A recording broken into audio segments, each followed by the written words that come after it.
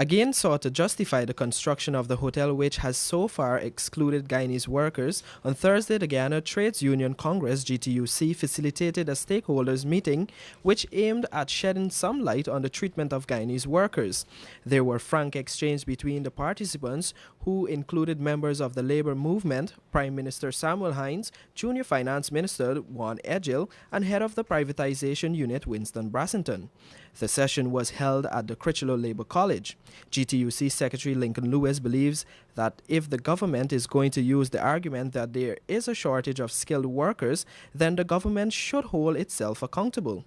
These are things that are happening in the society.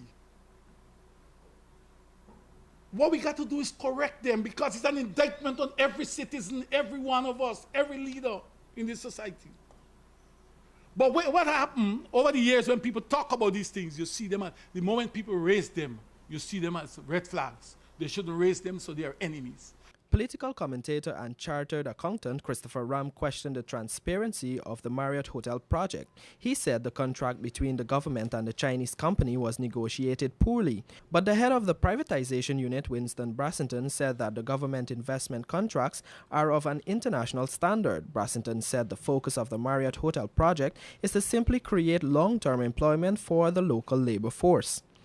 The bidder makes a response, and one of the responses of the bidder was, can we import labor so far as is necessary? Was cabinet involved in that decision to exclude all labor? And if so, how suddenly, when the noise has been raised, we hear that there are now so many Guyanese working on the site? They suddenly became competent and capable.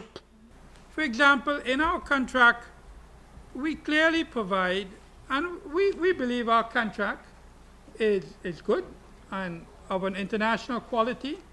We had expert assistance in preparing it, and I'm sure that if one looks at it, one would realize that.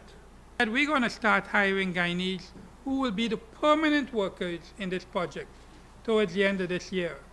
And as I said, between the hotel and the entertainment complex, we expect direct jobs, which will be Guyanese, to be over 350. The government has so far poured in just around $10 million of Guyanese taxpayers' money into the project and has not yet announced a single investor for the project.